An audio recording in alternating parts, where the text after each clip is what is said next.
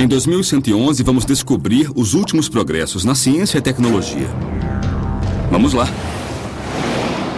Veremos como será a vida no próximo século. Realmente incrível. Será que a ciência poderá criar uma raça nova de super-humanos? Sairemos de férias no espaço? Nossa! Os robôs irão nos ajudar com as tarefas cotidianas? Ou será que algum dia terão controle da Terra? Meu nome é Idze Dukevich e convido você para ver comigo a 2111.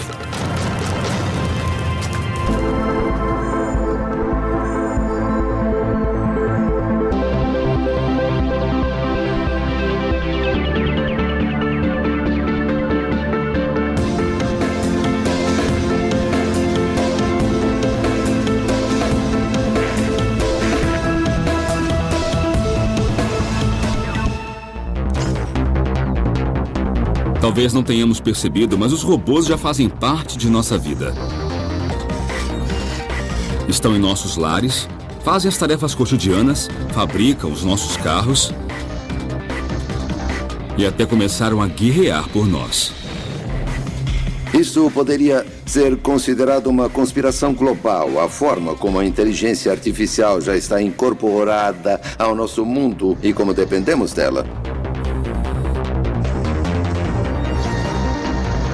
Um dia os robôs evoluirão tanto a ponto de terem uma mente própria, de serem como os humanos. Chegará o dia em que eles controlarão o mundo.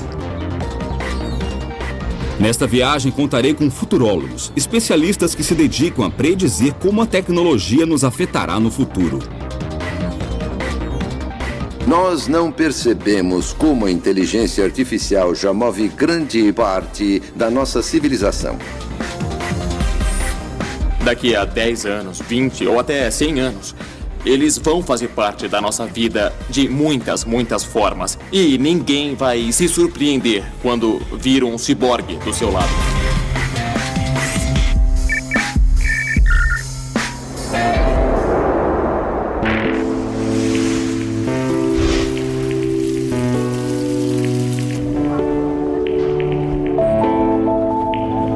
Meu primeiro destino é a cidade do México, para ver uma competição na qual os humanos ainda são os melhores, o futebol. Esta é a 5ª RoboCup. Os melhores robôs do mundo se enfrentam em uma partida de futebol, um jogo que os engenheiros de robótica levam muito a sério. Cientistas acreditam que em 2050, uma equipe de robôs humanoides jogará contra o último campeão da Copa do Mundo, e os robôs irão ganhar.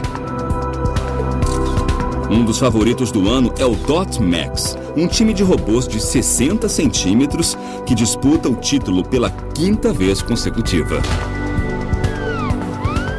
O líder humano do time é o Dr. Juan Manuel Ibarra, que está muito confiante. O que o senhor considera um bom robô? Consideramos que um robô é bom quando pode realizar um mínimo de funções, como os movimentos de chutar a bola, levantar e cair, andar e correr de frente, de costas e de lado. Para executar tais movimentos, básicos no futebol, os robôs jogadores contam com uma tecnologia impressionante. Câmeras USB para a visão, um computador, acelerômetro e giroscópio para o equilíbrio e diferentes servomotores para movimentos dos membros. São robôs autônomos, não tem ninguém controlando. O computador que carregam é que toma as decisões. Ele deve sentir, por exemplo, o que está caindo, o equilíbrio, o equivalente ao nosso ouvido interno. E também precisa sentir as forças do solo. E o mais importante, ele precisa ver o gol, onde está a bola, seus companheiros e adversários. Um trabalho que nem o pior dos jogadores acharia difícil, mas que para um robô é um grande desafio. Para ajudar, a bola é sempre cor de laranja, o gramado é verde e as linhas brancas. Ainda assim, os robôs estão longe de vencer os humanos. Ibarra acredita que isso acontece porque ainda não sabemos como reproduzir as incríveis capacidades de nosso cérebro. Os neurônios trabalham a milissegundos e os computadores a nanosegundos. Entretanto, o cérebro humano é mais eficiente. Se eu pego um lápis e jogo para um colega, ele o pega. Mas um robô não pode fazer isso.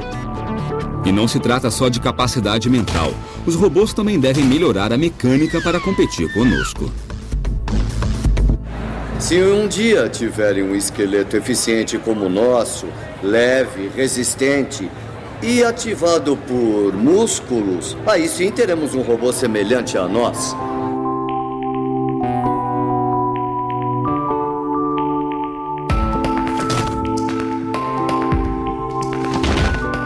Embora os robôs sejam muito bons para cálculos, algoritmos, ajudar em fábricas, a verdade é que são péssimos em coisas que parecem simples para nós, como caminhar. O problema, a questão de locomoção é um problema extremamente complicado, não é um problema trivial. Então existem robôs que conseguem andar, né, mas nenhum deles consegue reproduzir a fluidez e o tipo de controle que nós conseguimos atingir, né?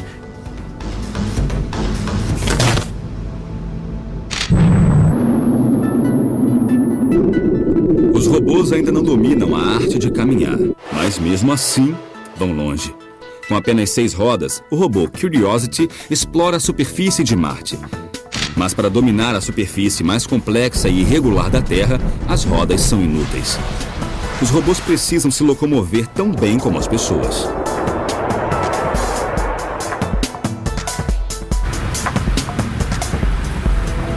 A minha viagem para investigar se algum dia os robôs irão andar ao nosso lado continua nos Estados Unidos.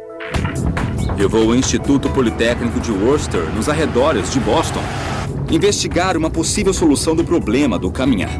Conhecerei Eduardo Torres, um engenheiro que acredita que a solução do problema esteja em robôs mais sensíveis.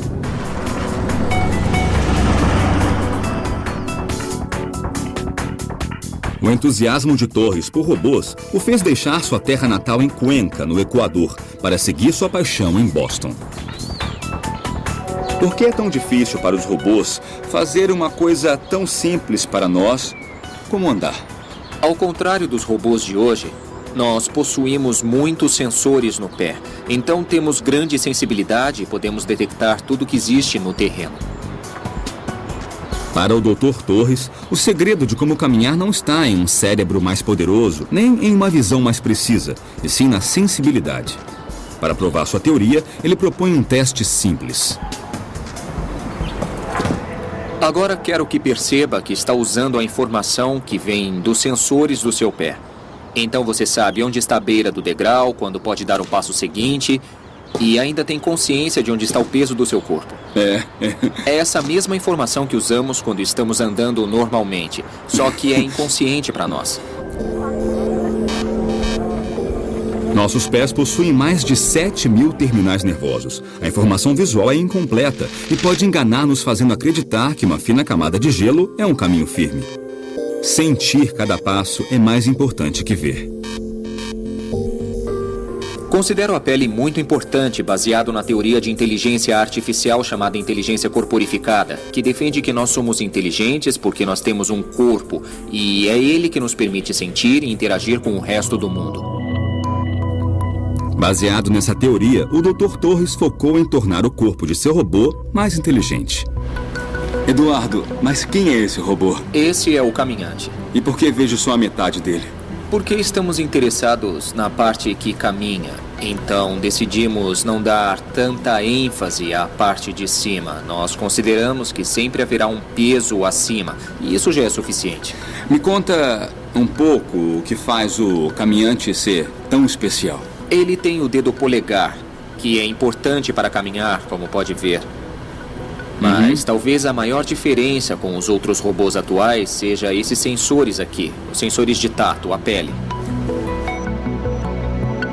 Com a sensibilidade desenvolvida, ele pode detectar em qual lugar da superfície está sendo aplicada a maior parte do peso.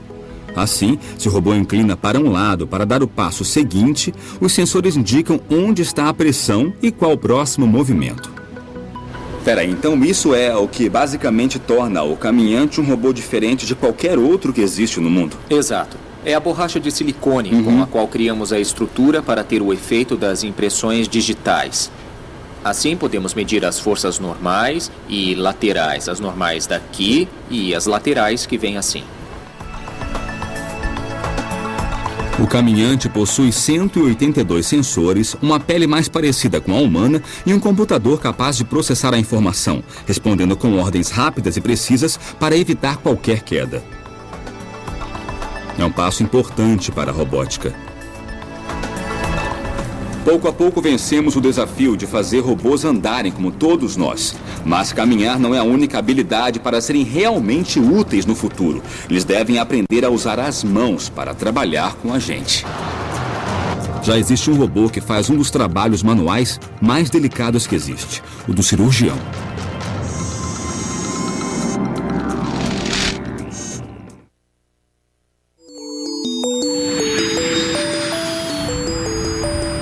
Minha viagem em busca do robô mais parecido com os humanos me leva a Buenos Aires, na Argentina, onde existe um robô que supera a habilidade da mão humana.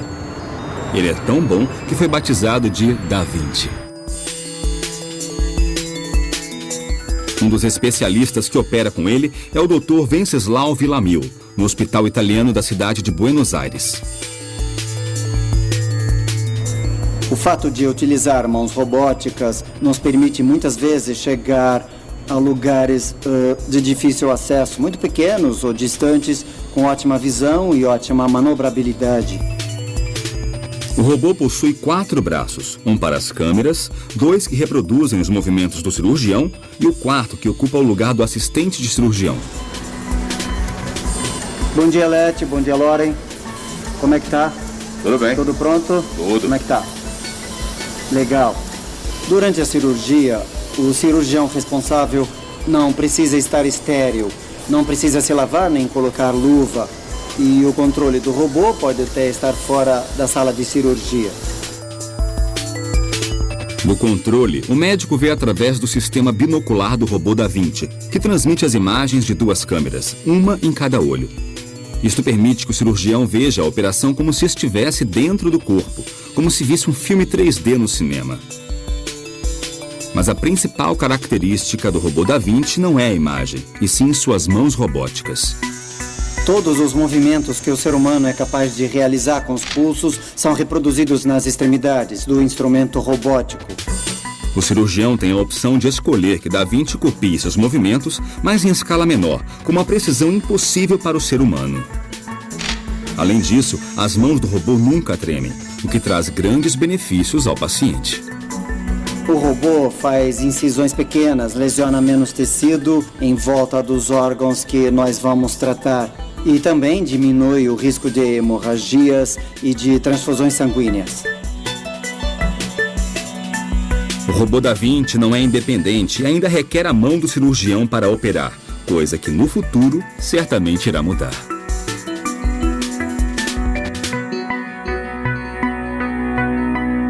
Com o tempo, programaremos os próprios robôs para que sejam independentes. Vai acontecer e será dentro dos próximos 10 ou 15 anos. Será muito rápido. Os humanos que tiverem que se submeter ao bisturi vão escolher procedimentos mais avançados executados por robôs cirurgiões em vez de humanos. Estou numa missão para descobrir invenções que ajudem nossa vida diária no futuro. Mas ainda não achei a tal máquina que resolva tudo o que eu não quero fazer. A próxima parada de minha viagem é Ithaca, nos Estados Unidos, onde um robô está aprendendo a ser um bom dono de casa. Aqui na Universidade Cornell, Yu Yang e sua equipe trabalham em Kodiak, um robô doméstico que, diante de logaritmos de aprendizagem, vai descobrindo como se virar em nossa casa. Kodiak é o primeiro robô assistente pessoal. Nós queremos um robô capaz de realizar todas as tarefas domésticas em muitos lugares diferentes. Não especificamente num escritório ou num cômodo, por isso ele deve aprender a tomar decisões sozinho. Imagine que você voltou para casa com uma sacola de compras e ele tenta te ajudar a guardar a comida na geladeira.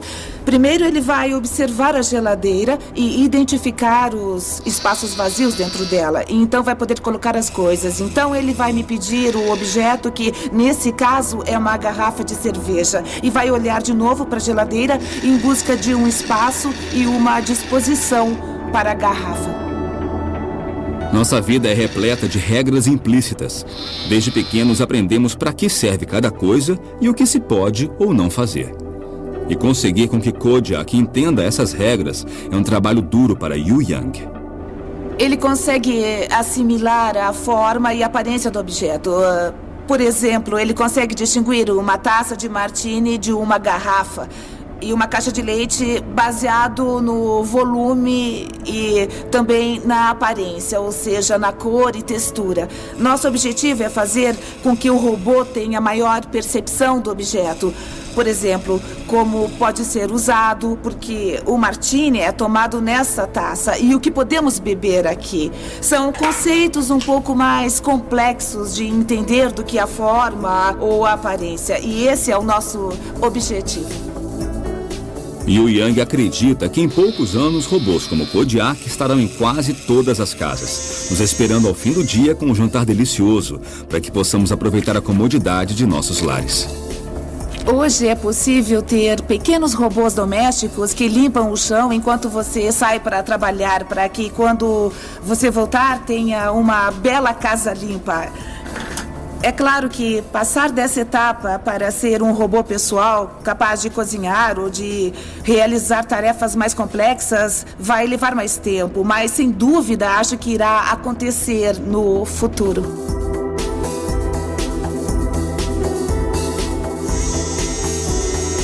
Queremos criar robôs capazes de imitar os humanos, de ajudar os humanos e melhorar nossa qualidade de vida.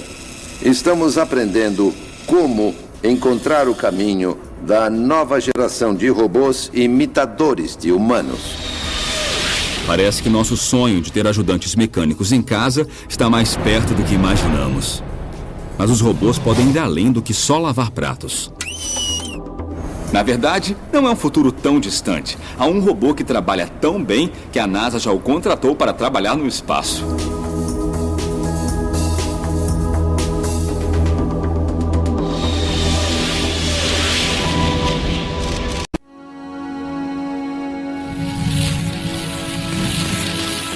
Minha investigação para saber até onde os robôs chegarão daqui a 100 anos agora decola para o espaço. A NASA desenvolveu o que chamam de robô mais ágil do mundo, o Robonauta. Esse robô humanoide desenvolvido para ajudar astronautas em tarefas de reparos e manutenção de naves não tem só a aparência de humano, mas foi projetado como tal. Com mãos e braços, esse robô é capaz de usar as mesmas ferramentas que a tripulação.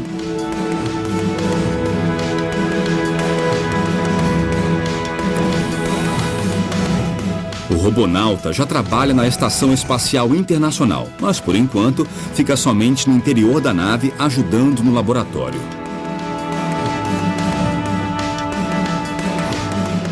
Mas a próxima versão, com recursos necessários para suportar as temperaturas extremas do espaço, poderá até mesmo reparar o exterior de naves espaciais. Em vez dos humanos viajarem ao espaço, estamos falando de um futuro espacial que não será humano. Os robôs inteligentes é que viajarão. Acho mais provável que eles partam para essas missões. De certo modo, será mais fácil enviar um robô ao espaço para uma missão de 25 anos do que um humano, porque os robôs podem ir mais longe e resistir em ambientes mais hostis. Já vimos robôs humanoides capazes de caminhar, trabalhar no espaço ou conduzir uma cirurgia cardiovascular. Mas nem todo cientista se inspira em humanos para construí-los. Alguns se inspiram no reino animal. Grandes cientistas e inventores importantes observaram animais em busca de inspiração. No século XV, Leonardo da Vinci começou a estudar o voo das aves para criar projetos de máquinas voadoras. 4 séculos depois, aplicamos os mesmos princípios para construir nosso primeiro avião.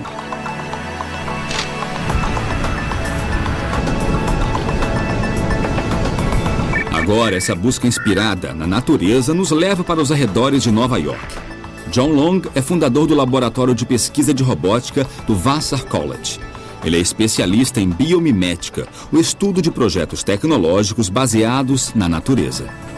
Um dos maiores desafios da biomimética é entender o mundo dos animais e das plantas, que é muito complexo. O mais simples dos animais é mais complexo que qualquer coisa construída por um humano. Quando se trata de desenvolver robôs, muitos engenheiros buscam inspiração no ser humano, porque seus robôs são projetados para substituí-lo em tarefas cotidianas de animal terrestre. Mas nos oceanos é preciso buscar outro modelo. Não vou construir um robô do Michael Phelps. Sabe, que nade e explore por mim. Para isso, eu vou querer um robô tubarão. Assim, a ideia de unir a biologia à robótica se torna mais poderosa. Estamos interessados num mundo que conhecemos pouco. Hoje nós sabemos mais da superfície da Lua do que sobre o fundo do oceano. Para aprimorar os movimentos de seus robôs nadadores, Long estuda o esqueleto dos tubarões, já que a coluna vertebral desses animais é peça-chave dentro de seu poderoso sistema de propulsão, o sistema que o professor quer recriar.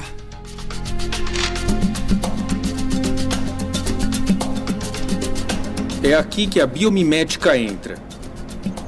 Estudamos os tubarões na piscina, estudamos no oceano e agora precisamos saber mais sobre a biomecânica de seu esqueleto para criar as colunas vertebrais artificiais que chamamos de colunas vertebrais biomiméticas. O molde da coluna vertebral irá dizer algo muito importante sobre como esses animais nadam e nossos robôs terão novas habilidades.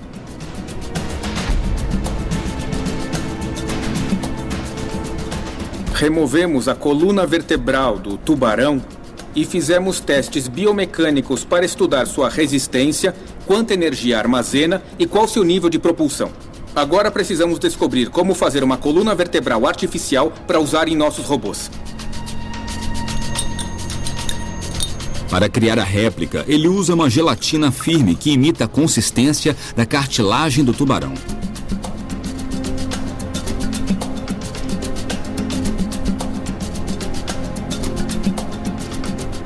E agora o robô irá testar a cauda para sabermos se ela é eficiente como sistema de propulsão.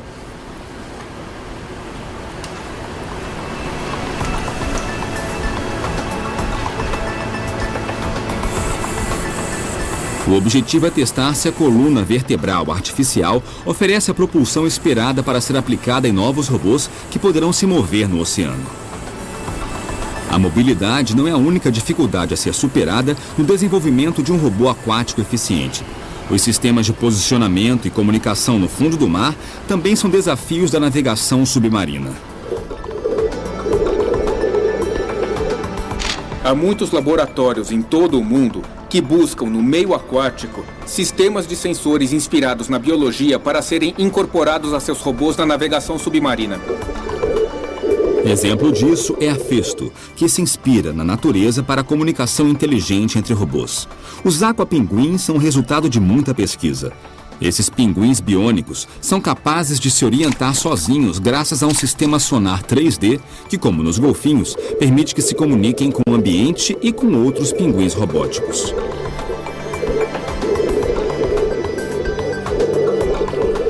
Os tubarões têm uma habilidade incrível de detectar campos elétricos. E todos os animais, na verdade, são elétricos. Geramos pequenos sinais elétricos com os nossos músculos. Os tubarões rastreiam outros peixes, mesmo sem vê-los. E queremos entender essa habilidade eletromagnética para que os robôs aquáticos naveguem com mais eficiência.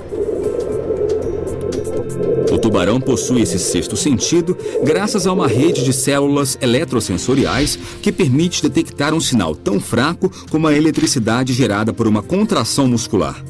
Isso também lhe permite detectar o campo magnético terrestre e usá-lo na navegação. Os engenheiros estão muito interessados porque enxergam formas de ampliar nosso conhecimento através dos animais aquáticos. E o porquê disso? Porque eles querem novas habilidades para os humanos. Eles querem habilidades dentro da água. Muitas coisas que desconhecemos acontecem na água. E nós, humanos, temos que ir até lá. Para isso, temos que ter máquinas inteligentes. Máquinas inteligentes como os robôs biomiméticos.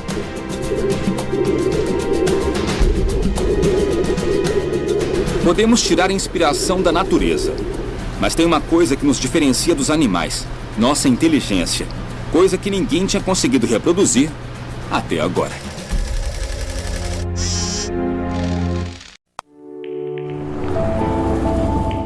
Para entender como os robôs podem se adaptar às nossas vidas, minha viagem me leva ao Japão.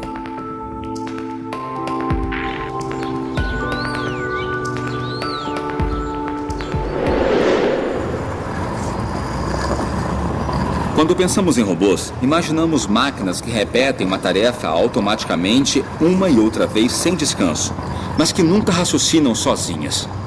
Isso está para mudar.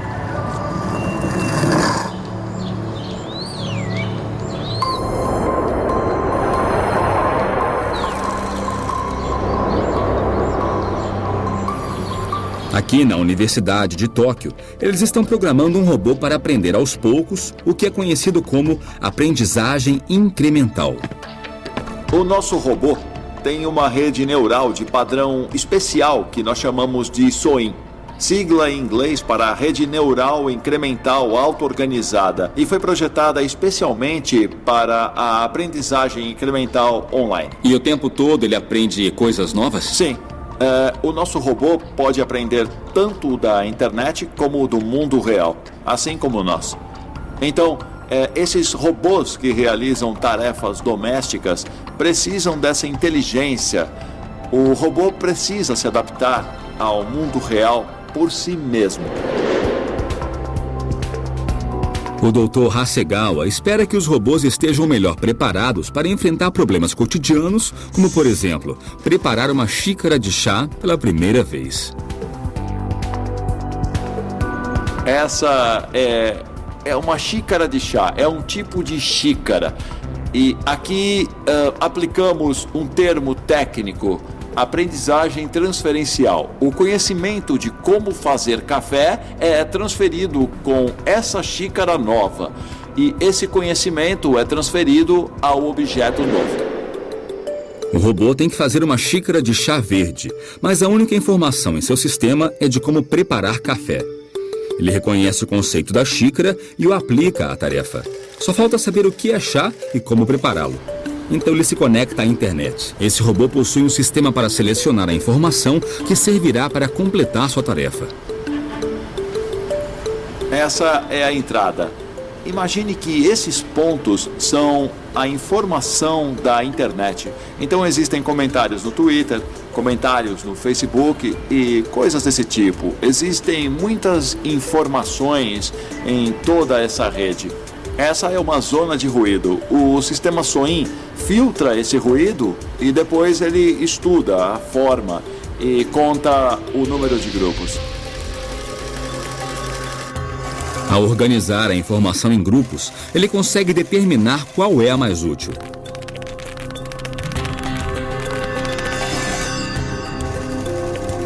A capacidade do sistema SOIN pode melhorar a inteligência de muitas tecnologias. Então, qual é o futuro desse tipo de robô?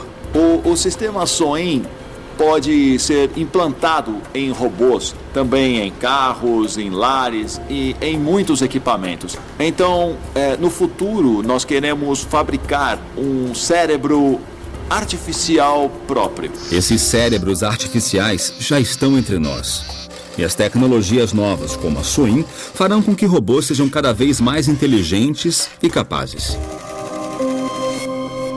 Quando falamos em robôs, no que pensamos? Pensamos numa tecnologia capaz de tomar decisões, suas próprias decisões. E isso já existe ao nosso redor. Mas no caso de robôs totalmente independentes, capazes de tomar decisões, creio que estamos bem perto disso. Acredito que em 2030 estarão pensando sozinhos.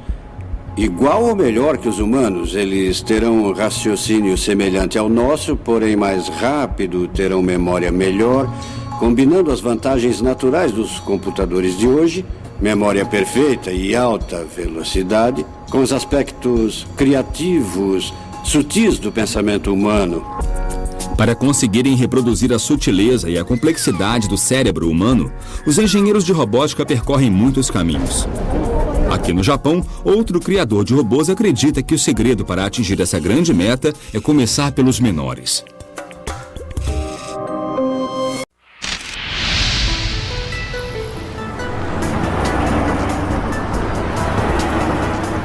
Minha jornada em busca das habilidades e do futuro dos robôs continua na cidade de Osaka, no Japão.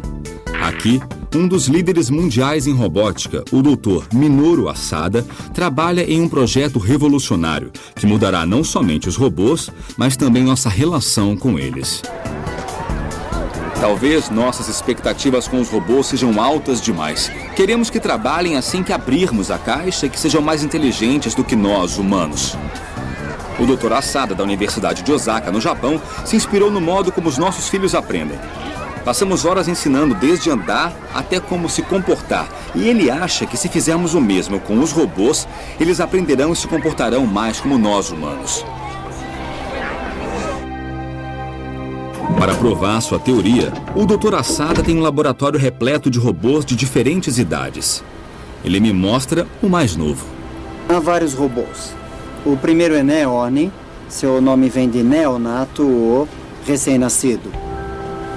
Em vez do robô ser pré-programado ao aprender da internet, Asada está desenvolvendo uma técnica que ele chama de aprendizagem espelho.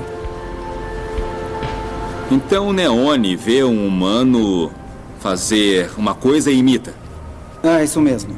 Nós estudamos como o feto, a criança ou o bebê, se desenvolve através da interação com seus cuidadores, e nós queremos aplicar esse modelo também aos robôs no futuro. Então irão se espelhar em nós, vão agir como humanos e talvez pensar sozinhos?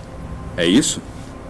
Isso mesmo, e um dos objetivos do projeto é desenvolver robôs semelhantes aos humanos como um espelho ou algo assim. É isso, entendeu?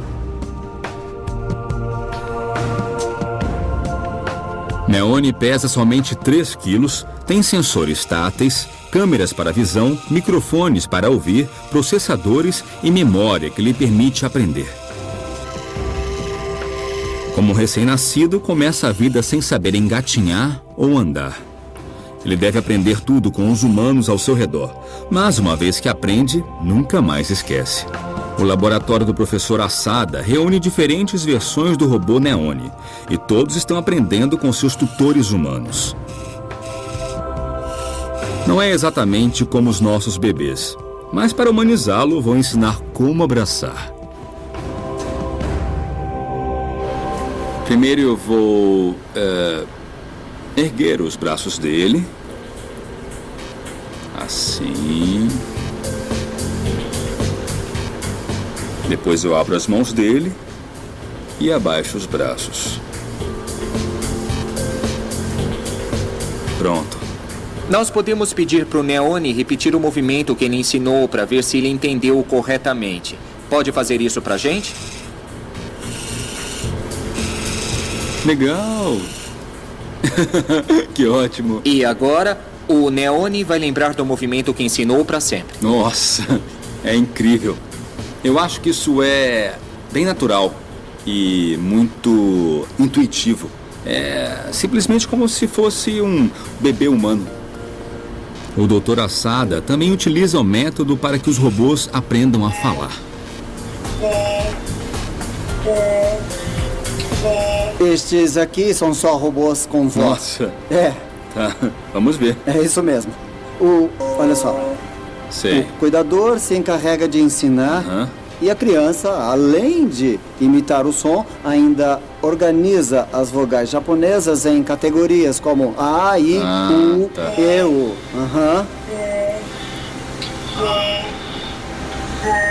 Este tipo de modelo também pode ser usado para explicar como as crianças aprendem as vogais japonesas de seus cuidadores. No fim, o robô aprenderá todo o necessário para lidar com o mundo que o cerca. Claro, se tiver um cuidador com paciência para ensinar. E qual o objetivo de robôs como esses? Este processo pode ajudar as pessoas a entender quem são os robôs. E isso é importante para a transcrição dos robôs como parte da sociedade. Os humanos, a sociedade, devem se preparar para isso. Caso contrário, vai ser difícil os robôs serem aceitos pela sociedade. Então, programar robôs dessa forma irá nos ensinar um pouco mais sobre nós mesmos. Sim, eu acho que sim. Para o Dr. Asada, o futuro não envolve somente a evolução dos robôs, mas também a do ser humano. No Japão, nós acreditamos no animismo que tudo tem alma. Por exemplo, a caixa ou a mesa, absolutamente tudo. Por isso, para os japoneses é bem mais fácil aceitar os robôs como parte da sociedade. Professor, daqui a 100 anos, como imagina que os robôs serão? Nós teremos robôs. Eles serão bem humanos, mas não serão tratados como humanos, e sim como companheiros ou então parte da família. Esse é o meu desejo. A pergunta interessante é como vai ser quando houver robôs artificiais com emoções, com sensibilidade.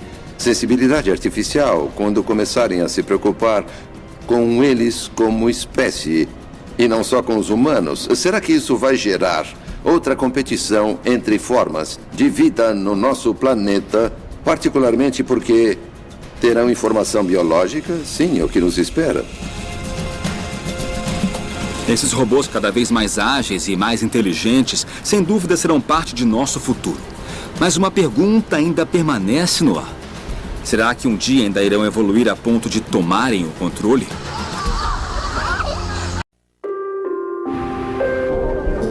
Minha busca para saber até que ponto os robôs farão parte de nossas vidas me leva, por fim, à Universidade Cornell, nos Estados Unidos. Uma revolução silenciosa está acontecendo no laboratório do Dr. Lipson. Seus robôs não precisam que digamos ou ensinemos o que eles têm que fazer. Eles descobrem por si mesmos.